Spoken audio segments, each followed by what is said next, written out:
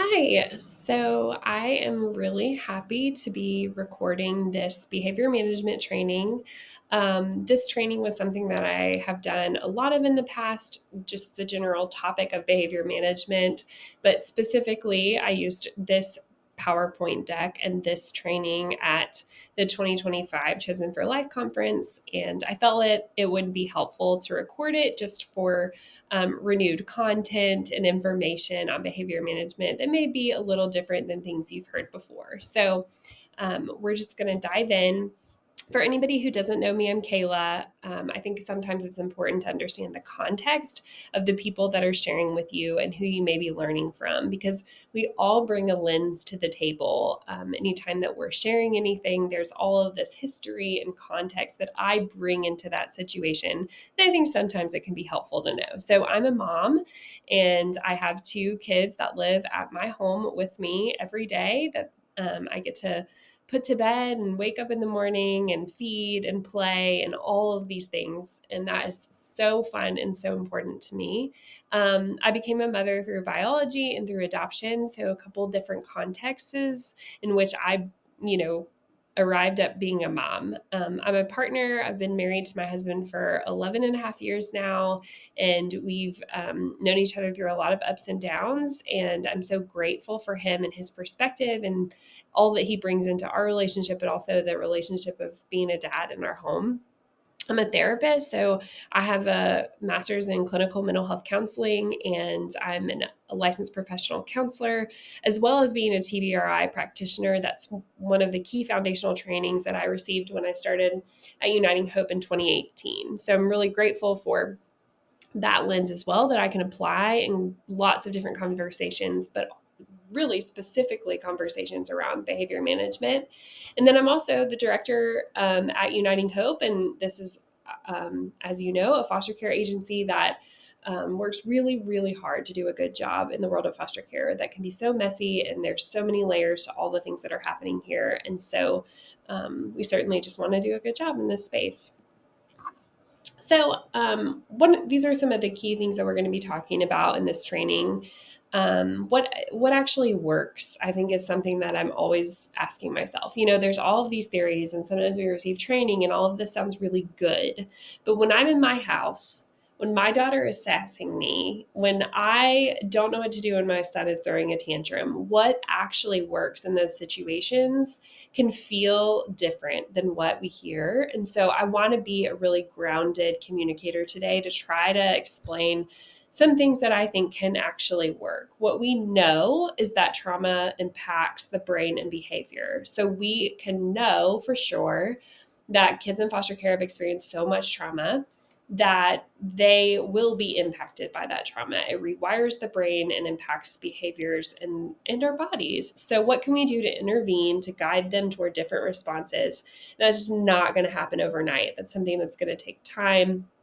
We're really going to have to figure out how we're going to heal, but it's going to take a long time. And we have to take a proactive approach because there are a lot of things that we can do in the moment, but so much of what we can do to change behaviors and to heal happens when we're not in a crisis. So we want to be really proactive about it if possible.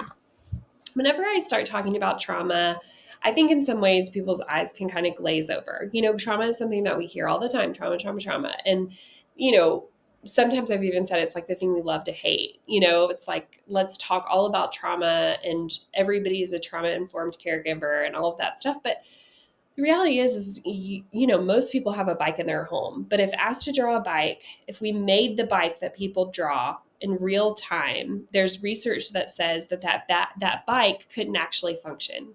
So even though we think and assume we know how a bike works and we can get on one and we can ride them, and there's one likely, somewhere in our close proximity, we can't actually reproduce it on paper in order for it to be accurate and for it to be rideable. So I think that just informs us to remember that there's so much that we can learn at any time about trauma that can change and turn a knob just a little bit to help unlock a new understanding for us. So if you have that feeling of like, oh, I think I'm just going to glaze over during this part or check out because I already know about trauma, I just invite you to pay attention and to be present and to think about it in a new way, because every time I read a new article about trauma, I feel like connections are made that weren't there before. And there are things that I consider differently in light of new information. So I just wanted to challenge you in that way. The brain is a complex organ, as we know. It controls thought, memory, emotion, touch, motor skills, vision, breathing, temperature, hunger, every process that regulates our body. The brain and the spinal cord extend, to make up the central nervous system of our whole body. And so the brain is this massive, complex organ that's so important to our everyday function and well-being. We know that the brain is important, but sometimes I think we forget how much it impacts every single thing about us. So the brain has these different components to it. The children's brains develop from the bottom up, right? So from birth, we have that bottom area of the brain and it begins to develop more and very rapidly, really. And that part of the brain is really a survival place. That part of the brain is all about sensory experiences, about learning to breathe, about maintaining temperature, as mentioned before, about noticing and remembering caregivers. All of these really preliminary actions to just survive are happening here. The next part of the brain is that limbic brain. This is where we begin to develop more relational context. So everything isn't just and only about survival, but now it's also about connection. It's also about who around me is safe. Who am I in the world and what exists? And then that third part of the brain that develops last, so we're bottom up, remember, that last part of the brain is all about logic and being real. So it's understanding how the world really works, and A plus B equals C, and 1, 2, 3, I can get things done. Really that logical part of the brain, and thinking things through and being able to see nuance in the world, not just black and white. So that happens last. So, there's all sorts of jokes people make about young brains and boy brains and all kinds of stuff, but it's just true that for every human, that logic and deeper understanding happens last. So trauma, when inserted into this brain development, is hugely impactful, especially when it happens in those developmental stages. So basically any time before 18, which is all of our kids in care, when trauma occurs, it impacts brain development. And often it causes a pause in forward movement. So anytime trauma happens, we no longer can move forward, because who can grow when something terrible has happened? Things do grow, but it's not the way that it's supposed to be. So trauma is a deeply distressing or overwhelming experience that has a significant and lasting impact on an individual's physical, emotional, and psychological well-being. So this is something that happens that has a significant and lasting impact on every part of a human. This is a devastating reality that our kids are experiencing a deeply distressing or overwhelming experience, and therefore they are forever changed.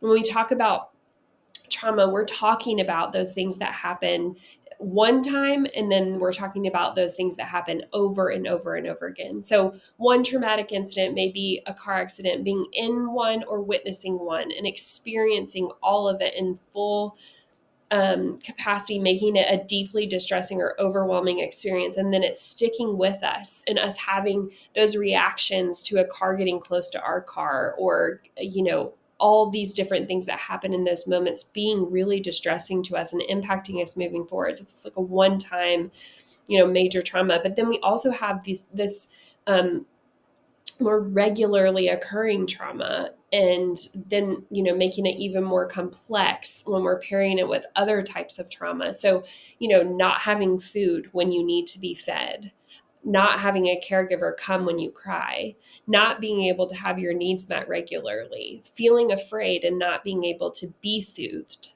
and then be able to soothe, all of these things. And then when they happen in the context of development, then it becomes developmental trauma. So our development is paused or impacted by the trauma that occurred to us. So now even our own growth and development is traumatized and impacted by trauma. I loved this quote that I found when doing research for this presentation. Trauma is not what happens to us, but what we hold inside in the absence of an empathetic witness. If we have someone who can sit alongside of us as we process an event or a significant situation in our life, we can heal. That's the hope here, is that healing is possible to trauma. But so much of that early trauma or developmental trauma happens apart from having someone as a witness who can navigate and process this with us. So it is stored in our body, which is what we're going to talk about next. But I love that idea that it's really an absence of an empathetic witness that can be the thing that devastates the most. The impact. So there's a really foundational work called The Body Keeps Score, which is a book about the brain, mind, and body in the healing of trauma. It's written by Bessel van der Kolk, and he's a brilliant person. But this foundational book is something that I highly recommend for people to read to understand their own trauma and all the ways that that is impacting their brain, body, and mind.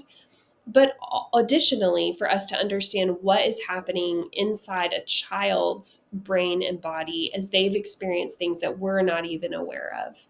So this specific quote says, "We have learned that trauma is not just an event that took place sometime in the past.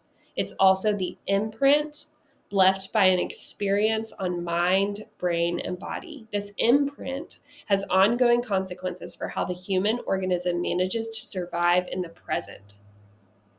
Trauma results in a fundamental reorganization of the way the mind and brain manage perceptions. It changes not only how we think and what we think about, but also our very capacity to think." This is huge. This understanding that there are ongoing consequences for how the human organism, the whole being, manages to survive in the present because of what happened to us. Trauma has fundamental reorganization of the way that the brain manages perceptions. So what's happening around me and being able to understand those things is directly impacted by the trauma in my history. It changes not how we think, not what we think. Well, it does change how we think and what we think, but then also our very ability to think about things. This is so crazy. Our brains have so much power, and trauma has so much power over our function and ability. And if we think that we can overlook trauma, or if we can just love people through their trauma, I think that we may be fooled. We're not giving it enough credit, and we can't always make all the connections of what exactly happened to a child and how that could be impacting them. But we can assume that because we know something did happen to them, their body and brains are different because of that. So being traumatized means continuing to organize your life as if the trauma were still ongoing, unchanged, and immutable.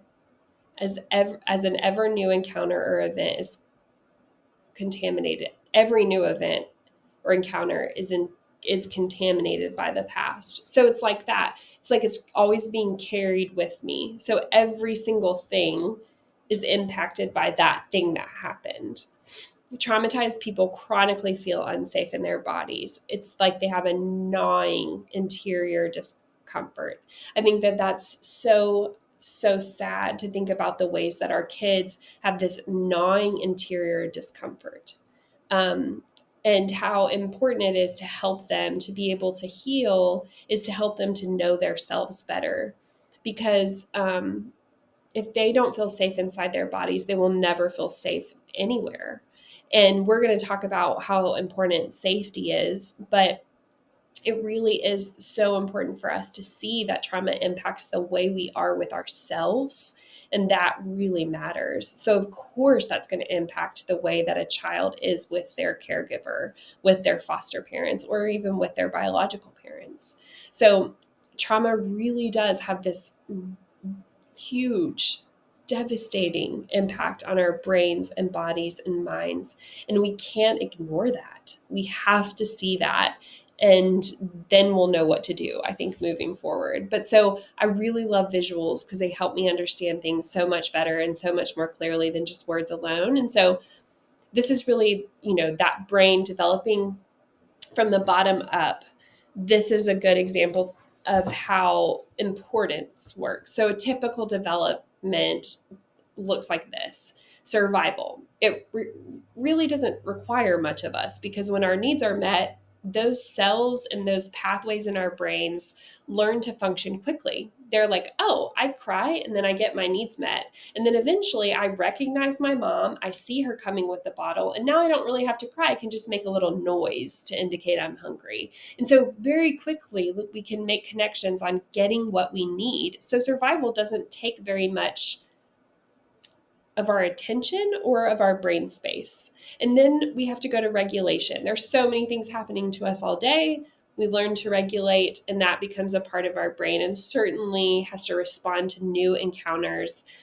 But we learn to navigate that. And then we can spend time learning about social and emotional connections. We can learn our feelings and understand them. And when bad things happen and we feel sad, then we can know where to place that situation. And then we have plenty of room for cognition because our brains have developed in safety, and we don't have to focus on survival or on regulation, but we can learn because our bodies are regulated and feel safe. So we can have full attention to our teachers and our lessons.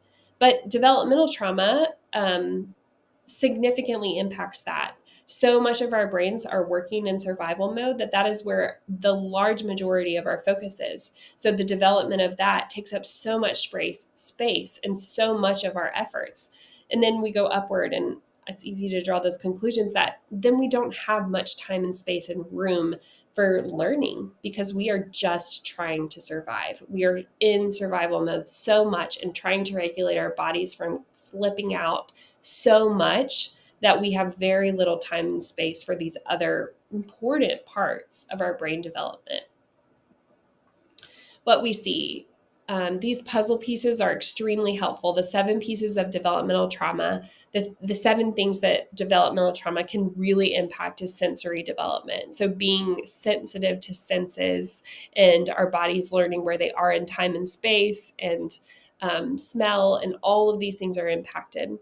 Disassociation, our ability to check out and check back in. Attachment development, seeing caregivers and attaching to them appropriately. Emotional regulation, being able to calm my body down after I get upset, because I will get upset, but when I do, what can I do about it? Behavioral regulation, being able to follow instructions and to not do things that are not okay and to do things that are okay, and having kind hands and not touching everything.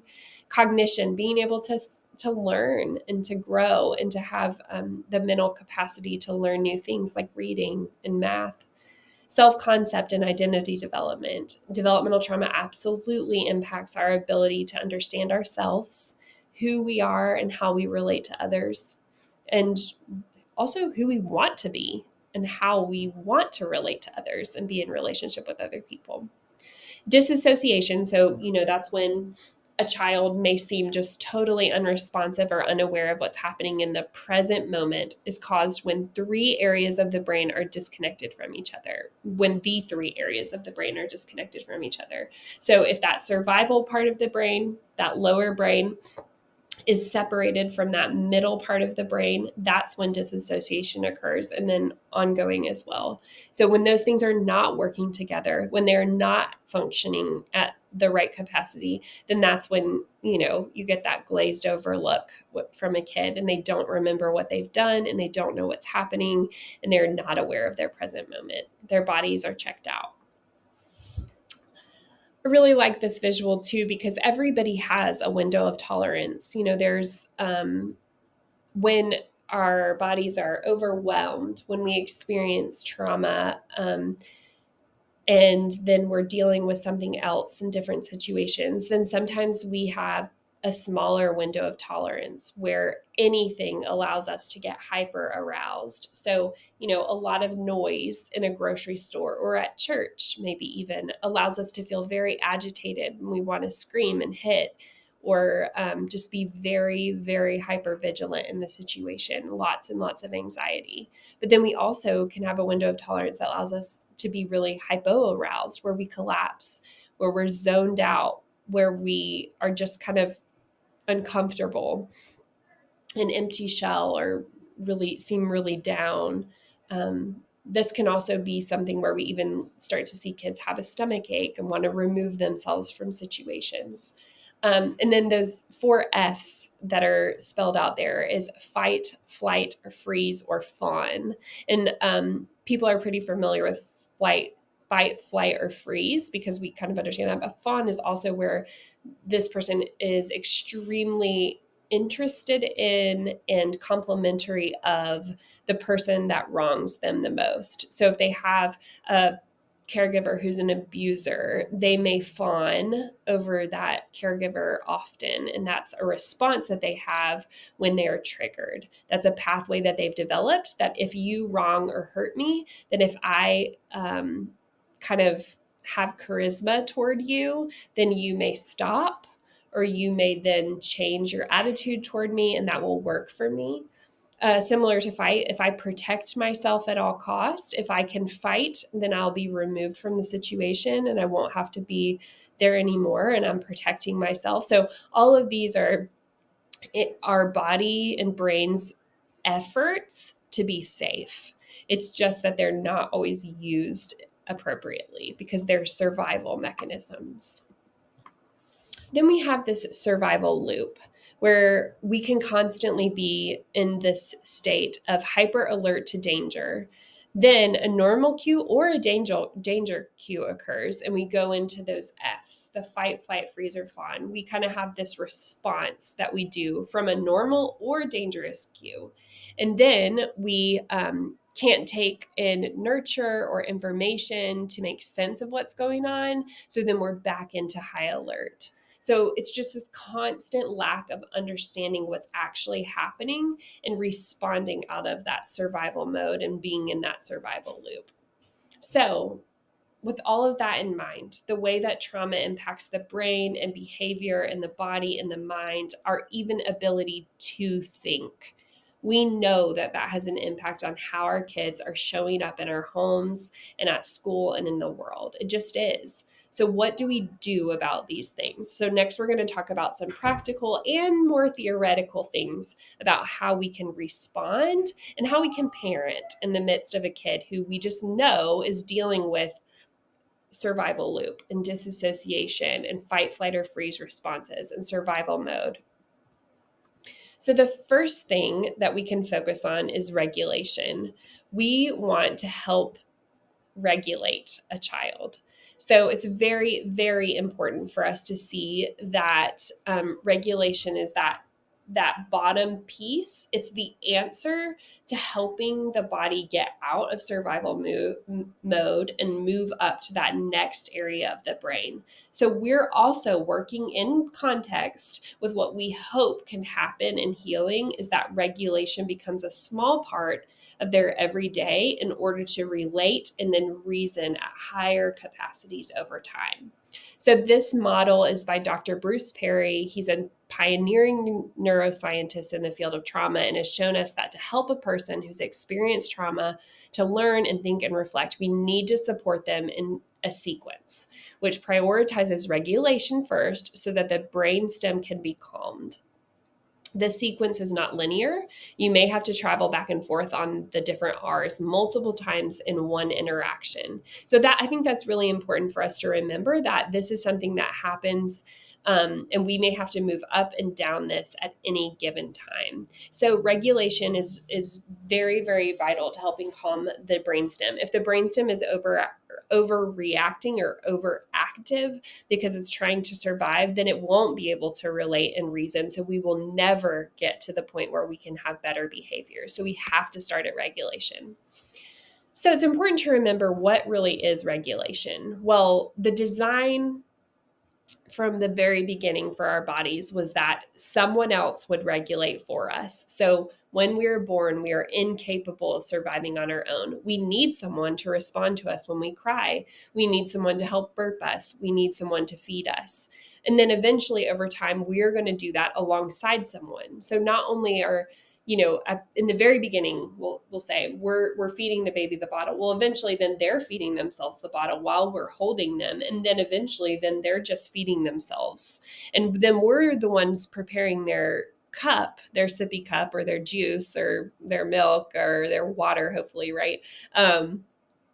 But then over time, then they're able to pour their own and then drink it on their own. So we get to that part where they're also then able to self-regulate. But it does take watching and doing it alongside someone for them to master self-regulation. So it can't happen without doing it with someone. So that key piece of regulation is that no matter how old a child is, we have to look at them and say, you missed this. You missed someone externally regulating for you and then co-regulating with you so that you could regulate your body and not have a crisis behavior. So we have to go back and work on that external regulation and then do co-regulation so that you can work toward self-regulation. Brainstem regulating activities need to be these 6 R's. This is super helpful to me. They need to be one, relational. They have to be done with a human because that's what we just looked at, right? External regulation. They have to be relational. They have to be with someone, especially a safe relationship. They have to be relevant, developmentally matched to the child rather than their actual age. So what we know is that kids who have trauma happen to them in development means that they did not develop at a normal rate, which means that impacted their full body's function. So they may be 12, but they may actually be acting 6. So helping us to be able to say what would help this brain of 6 age child in this moment. Not, well, you're 12, so you should be able to blah, blah, blah. No. Being able to really focus on what is relevant to what this child needs in light of their developmental age. And then repetitive, this is something patterned, rewarding, pleasurable, rhythmic. This is resonant with neural patterns. So, resonant with neural patterns means that our neural patterns are patterned. And so they found that sounds and rhythms and things like tapping can help the brainstem regulate. These repetitive, rewarding, rhythmic things I think are really fascinating. There's lots and lots of things that you can Google about rhythmic and repetitive songs and tapping techniques that will help calm the body. And as much as we think that those things can be silly, things like humming a regular song can help begin to regulate the body and brain. Rocking and a lot of really infant kind of minded things can help our bodies be soothed in those moments. And then respectful to the child and the family. I mean, we never want to do things to regulate that are not respectful to the people involved. If there's anything that we're doing like that's not respectful of the person, I think we really need to question what we're actually up to. Creating a therapeutic web of safe relationships around the child together with regular brainstem soothing activities can over time help a child's brain and body to learn that they're safe. And that really is our goal, is to help our bodies to know that they are safe, even if, in situations before they weren't.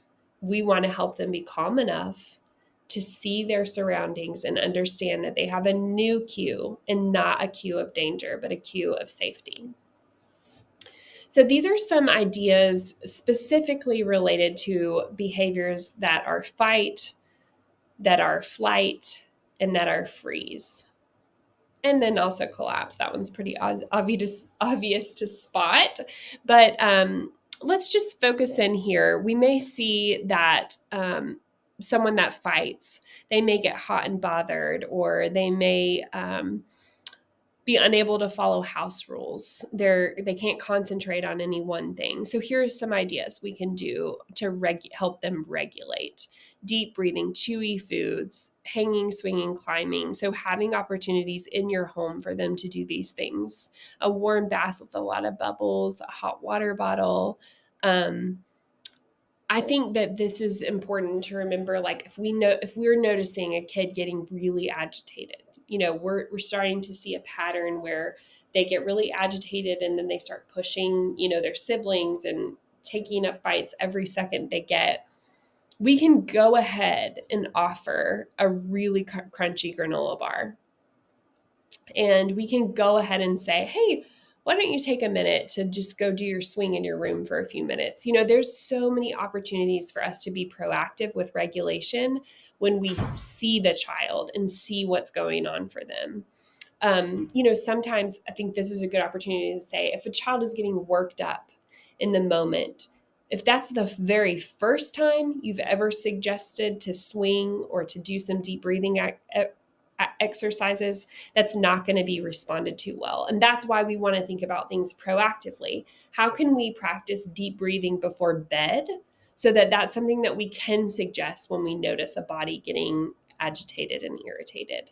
What can we do ahead of time to prepare for when we need it? Those are all things that we can be thinking about as we look at something like this. This is a great slide to pause on and to take a picture of so that you can really think about this in light of the kids that you know. So here are some proactive regulation things that we can think about as well. Grounding, taking opportunities to be in the moment, in the present. That does include things like going outside and taking off your shoes and standing in the grass and asking them to wiggle their toes and tell you what it feels like. It does include, holding an ice cube in your hand and feeling the cold, or holding that hot water bottle, one of those suggestions on the previous slide. Also very important to regulation is nutrition and hydration. If our body is in survival mode, nutrition and hydration are all about survival as well. And so if we're constantly able to make sure our kids are getting appropriate nutrition, hydration, and sleep is the next one, those things are all fueling our bodies not feeling like they're in crisis related to those things. Another huge component of that is play, having opportunities to play. There's so much research that suggests that play is so fueling to a kid's healing. So having opportunities to play is also very, very important. And then we also have to look at sensory needs. What are the sensory needs of the child? If they are constantly getting overwhelmed in different situations, if they're constantly needing to tap or rub on things, if you're just aware of their unbalanced and uncoordinated activity all the time, then what are some things that we can do proactively to try to help stabilize their body so that they can feel safe in situations? These are all just some ideas around being proactive. And certainly we can Google other activities related to these things, but regulation is the very beginning of helping change our child's behaviors. If they are not regulated and they cannot be calm in their brain stem, then they will not be able to do other things. So the second R, in creating safety and helping kids with developmental trauma, is relate. We relate and connect with a person through a safe, attuned, sensitive relationship. And this is the one that I really like to just talk about, how important it is that our kids are in safe relationships. I have so many people that want to talk about behaviors and things that are going on with the kid. And when I hear them talking about it, it's so much of like a checklist. What are things that we can do? And there are, don't get me wrong, there are plenty of things that we can do, that we can check off of a list, that we can get done. But the most important thing is, what can we do for this child to feel safe? And then additionally to that is, what can we do to help this child feel safe with me? Their felt safety with you is the most important thing. And I think for a long time, this goal trumps every other goal in the child's life. Secure attachment is the number one change agent of the brain chemistry. If we want to change all of that imprint and that significant impact of trauma, we must help a child have a secure attachment. I have this graphic on here. It's not very pretty, but the chuck it bucket. This is something that I think is just so important. There's just so many things that we want to prioritize in a child's life. They come in and they're overweight, and we want to get them on a diet to help them begin to feel better and to look better so they're not bullied in school. But the reality is they're not safe, and they don't feel safe with you. And let me just say that I'm inviting you to say that that goal of their physical health is a good goal that we will work on. And that I'm not saying we won't do anything in that direction right now, but your sole goal, your main goal, your hyper focus is, how can I help this child feel safe? What does this child need so they can feel safe? That is your primary goal and focus for a long time. Some things that we can do to help a child feel safe is touch and eye contact. It's sitting across from them and looking at them. It's eventually being able to touch their arm and to hug them and to give them a pat on the knee or back, to be able to cuddle on the couch when appropriate. These are all things that we can work toward, but just seeing someone really and connecting with them is very important. And it's something that we can do outside of a crisis. It's something we can do as we're, making a craft or playing with Play-Doh or going to bed or eating dinner. This is something that we can work on all the time. The other thing that's very, very important to helping kids with developmental trauma is, anytime there's someone that's in a position of power that takes advantage of us, we lose our voice and choice. That's something that's removed from us when trauma happens over and over again, especially in light of like abuse. So if we don't have voice and choice, we feel unsafe with ourselves and our bodies. So we want to give that back to kids at any chance possible.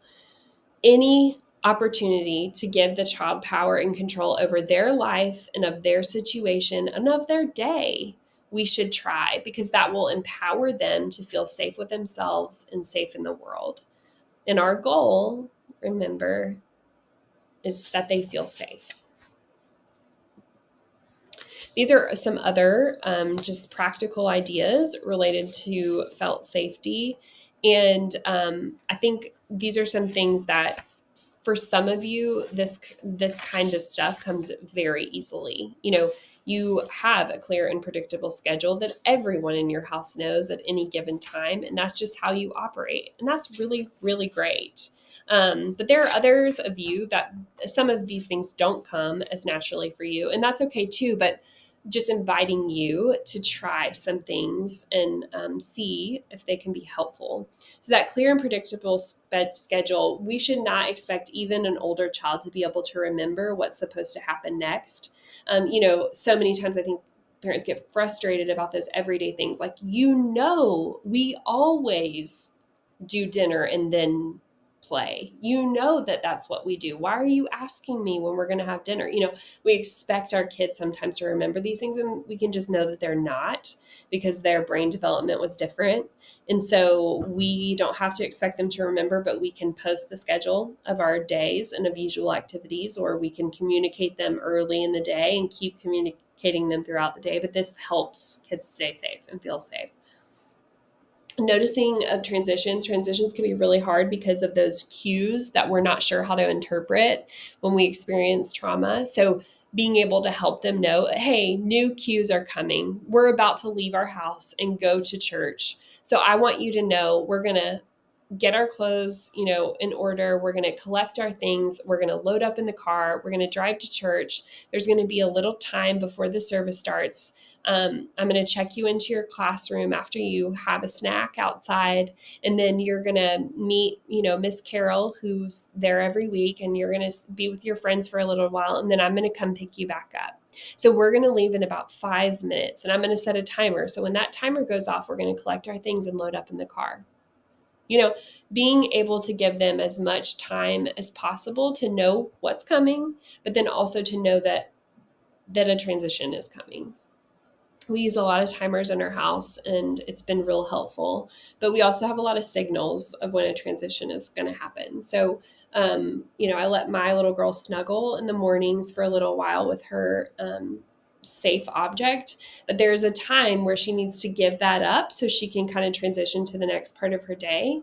So whenever, it's time to do that, I give her a specific signal, and then she knows that she needs to finish up. So she gives her last cuddles and rubs, and then she throws it across the room. So that's kind of silly, but that's one thing that we do in our house that is my way of communicating to her it's time to let that go without ever having to say anything, and move on to the next part of our day. And so whatever timers and signals we can use to help with transitions are going to help us create more safety with that person. Playtime, they just say data shows us that 10 minutes a day provides a lot of connection with kids. Connection doesn't just happen. It's not something that will just occur. We have to make intentional time for eye contact, touch, and play, and loads of other things too, right? That will allow us to have connection with our kids so that they will feel safe and that they will be with a safe adult in that context. And then praise. I think sometimes with kids that have a lot of behaviors, it can be hard to find things to praise. But I think any right thing they do, we make a big deal about. Why not? I think that's the question here, is why would we not praise every little good thing that they do when doing good things can be kind of hard sometimes? Give opportunities for choice and responsibility. We already touched on that. Giving time to respond. Our kids may be slower to respond if they have developmental trauma. Their thinking part of their brain is the smallest developed part because they have not paid it much attention. So if they need to think and respond, we need to make sure that we wait and give them a minute, not rushing them along. Also, rules. Having guidelines for the home is very important so they know what to expect, what's expected of them, but also they know that they can be safe there. There are rules about being naked. There are rules about being alone. There are rules about being with other people. There are rules about how to talk to each other. There are rules about how to be a team with each other. So all of the rules that we have in our home to be posted, to be verbalized often, and to be practiced and apologized when we don't follow those rules are really important for safety. And then having food out, because we know that so many of our kids experience neglect as it relates to what food was and was not available to them. It's important just for kids to know that they have food available to them.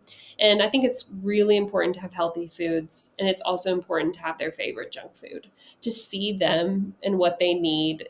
It does really matter, even if it's not something that you like or that you would normally do. I did want to take just a minute to be able to think about some proactive ideas specifically for teens. Teens, they need all the stuff that we mentioned before. So their developmental age may be lower than what they'd like to even admit that it is. So we need to do all of those things, like a clear schedule, transitions, playtime. It just looks different. Maybe it's playing a card game instead of playing with Barbies or Hot Wheels. There's plenty of things that we can, you know, tweak a little bit to be more teen friendly, but don't get it wrong that those kids don't still need little kid things. They very much do. But here are a couple things that we can also do because they're a little older and because they can process and even communicate maybe more robustly. And that's identification and communication about triggers. To be able to talk about what are some things that make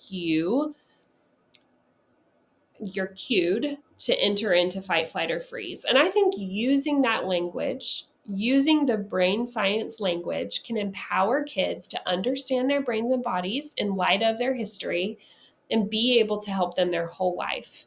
When they start hearing about trauma as an adult, we certainly don't want it to be the first time they've heard. We want them to know the things that happen to all of us in life impact us. And specifically, when we experience hard things when we're younger, it impacts our brain's ability to grow. And so we want to help you grow and learn and be safe. And part of the way we do that is understanding what sends you into crisis mode, what sends you into fight, flight, or freeze. So being able to talk about those triggers is really important, but also a plan for hyperarousal.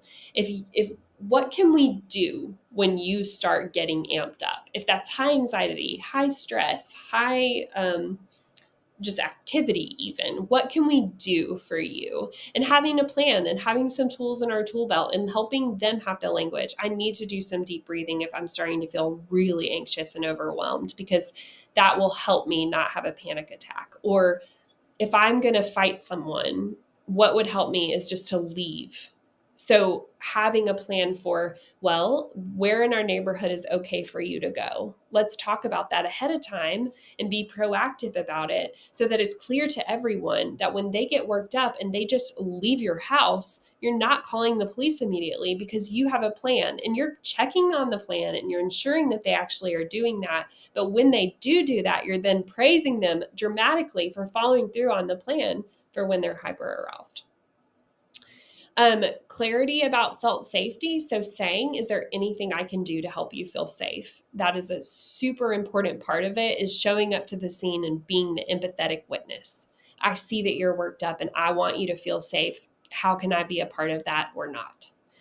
A list of people to go to for support, because there may be a long time where you're not on that list, and that must be okay with you. Realizing that they need external people and sometimes not a caregiver to help them feel supported in a moment of crisis is fine, appropriate, and can help. A safety plan in place for a particular struggle. So if they are cutting themselves, having a safety plan for using a razor or having sharps around is really, really important. And then, like we talked about related to voice and choice before, but really trying to give them a voice and a choice as much as possible. I feel like sometimes for older kids, it can be really creative and fun to say, hey, these are all the things we need to do this morning. Can you come up with a schedule for what feels best for us to get those things done? I mean, how much fun is that for them? How much can that empower them? How many tools are they gaining outside of just being in charge of their own life, but also in planning and preparation for the time allotted and the tasks at hand? There are tons of kids who wouldn't be able to do that, right? But some of our kids are able to figure that kind of stuff out. And so knowing them, what they're good at, seeing them for who they are, their developmental age, and then asking them to be involved and giving them a voice and a choice is important, as well as just a plan for the week and helping them understand what's ahead for them when visitations are, when you're going to be there and when you're not going to be there, when they're going somewhere, when they're not going somewhere, when they have idle time, when they have very active time, helping them see their life and knowing that they're a full participant in their own life is a huge way that we can help them feel safe. So as you know, just like all of these things in regulation and in safety, there's a lot more that we could say and do about this. But I hope that this just pricks you to try something new and to have a new idea related to this. The last part is reason, and we can understand that that's a more logical part of the brain, and we hope that this gets more and more space over time as they heal. But this is when we support the person to reflect, learn, and remember and articulate and become self-assured. So this is something that we focus on usually last. We have to do that regulation. We have to do that relating, and then we can work to reason. Once we regulate and connect, the cortex is ready to engage in cognitive tasks like problem solving and absorbing new material. So if they are not regulated, they cannot listen to instructions. So if they are amped up, feisty, or fighting, they are not going to listen to you stating or shouting what they need to do next. Once they are calm, once you are connected, then you can tell them what you need from them. And you can help them problem solve as well. So once they're like that. Here are some things we can do now. We can encourage them to tell their story, to support and remember. So being able to say, wow, we just had like a significant incident in our house. Something happened that was major. Now that you're calm, now that you're sitting on the bed and I'm sitting next to you, I can say, wow, that was a lot. Can we talk about that? What do you think would help next time? How were you really feeling in the moment?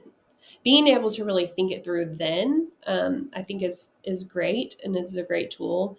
Actively listening to them, letting them talk, not just giving them the lecture, but really letting them talk is very valuable. Helping them to understand their feelings and behavior in a non-judgmental way. Oh, wow. So you started to feel anxious when I was cleaning up the room because you didn't know we were about to leave. Okay, I see that. Like when I start running around and cleaning up, then you kind of feel anxious because you're like, what's about to happen? Okay, what else about that? That's how we're actively listening. And then we're curious to try to understand their behaviors. And we're not judging them. We're not saying, why were you feeling like that? I'm not going to hurt you. I'm not going to do anything wrong. I'm just cleaning the house because I always, no. It's like taking this curious, introspective, and interested step back to say, tell me about this. Help me understand. Help them know that navigating emotions is normal and there are ways of expressing them that don't harm others. So to say, wow, like I totally get that you felt that way, but it's still not okay to hit your sister. So what do you think we could do? Like the next time you're feeling like amped up like that and you can't calm down and you've tried something and that's even frustrating you more, what else could we do? Is there anything I could do? Being able to kind of pull back and to help them see that that's so normal that they felt that way, but that behavior really just wasn't okay and they can't do that again. If necessary, help them to reinterpret a situation or reframe it. And I think this is where we insert that celebration. Like, yeah, you know what? You did make a bad choice by hitting, but you know what? Last time you hit her 3 times, and this time you hit her once, and then you ran away. And actually, I'm really proud of you for getting out. Even though I know you could have hit her more because you were very frustrated, I saw you pull back, and that's a big deal. You were able to stop yourself and you didn't do that before. Wow. Like, how'd you do that? Being able to help them to reinterpret a situation for growth, I think really helps a kid. And the fact that you notice those things is really important to them too. Those are just some things we can do in the moment and after the moment for sure. But additionally, with reason, we can teach them language of emotion. So this is especially younger kids, helping them have a feelings chart, helping them have those emotion regulation meters wherever we need them, to be able to say, can I notice when I'm getting amped up, when I'm in survival mode, when my body, is only thinking about how can I be safe? What can I do to feel safe? How can I have control? What's going on for me? And helping them have language around that, talking about regulation techniques. If you're noticing you can't stop touching things, what can you do to help your body calm down? Can you go get a fidget? Can you play with Play-Doh? Can you go outside and look at 5 different things you see that are blue? What are some things that you can do next time you feel that way? And then remind them about safe places and people, helping them know anytime you feel overwhelmed like that, who can you go to? What support can you get? It's helping them to be able to think about their life and their world and what's happening. That's what reason is all about, is that thinking component. So I feel like we've already talked about some of these things a little bit, but just really, I think we're implementing in reason the practical tools and skills that we want them to use when they are in crisis.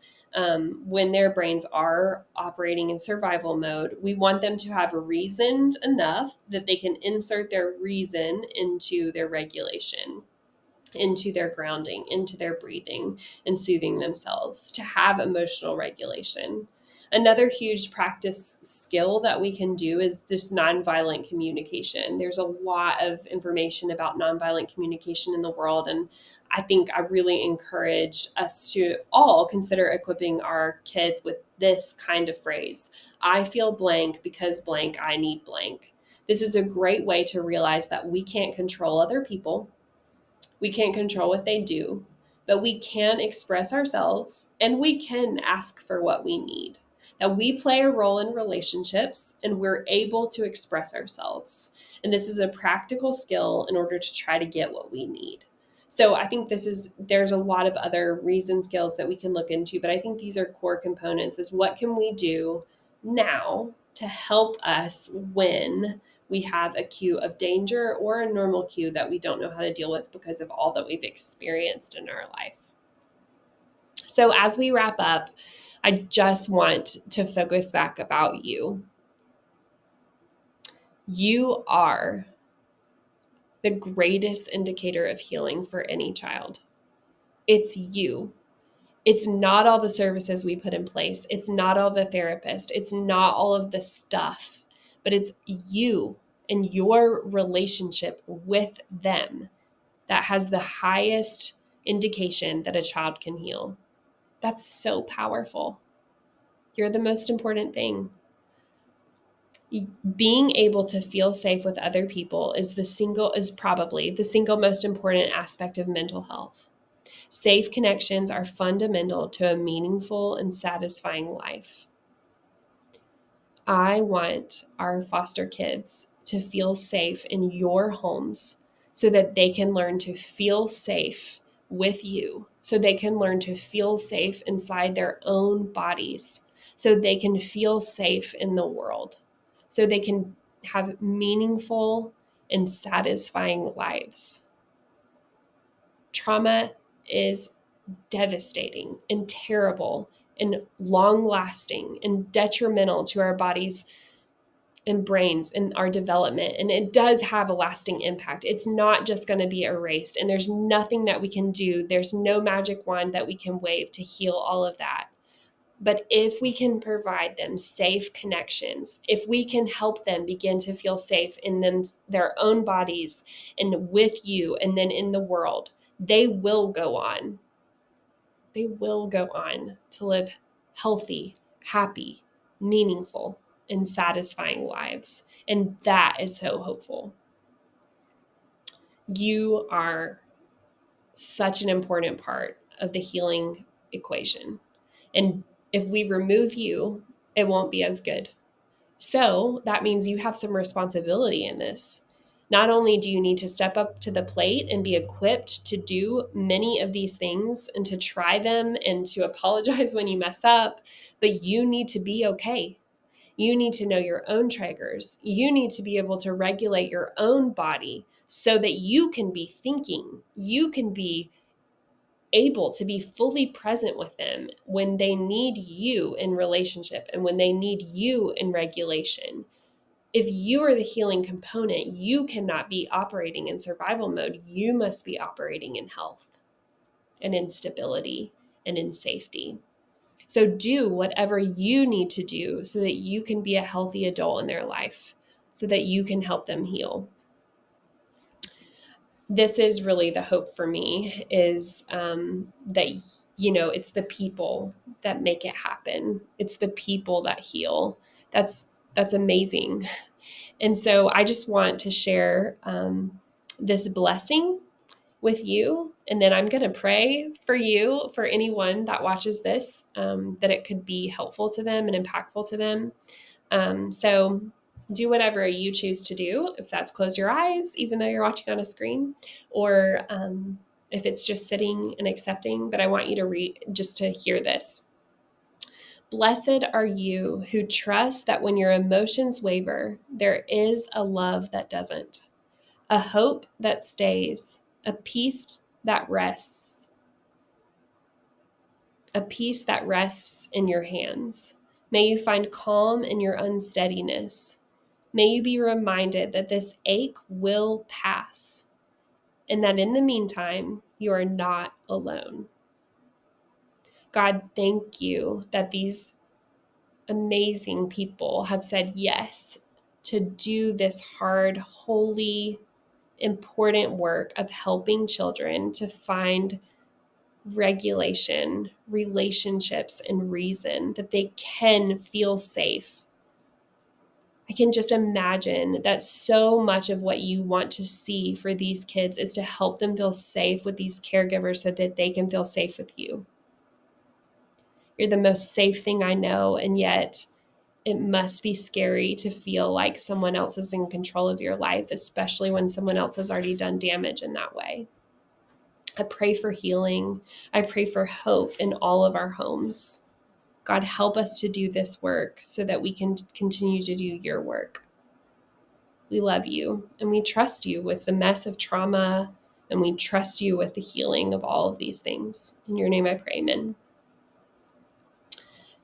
If you guys need me at any time as it relates to any of this or anything else, I always want to be a resource to you. You know, sometimes when you're in a different role, you have to do other things. Administratively, I have a lot of responsibilities, but I never, ever want to not be available to our families. And if there's something I can do to help, or if there's a resource I can give you, or if there's some brainstorming I can do around the behavior in your home, I want to help or help you find help. So please reach out at any time. Thank you. And I hope it was extremely helpful to give you some, little ideas for ways that you can integrate these things for more healing in your homes.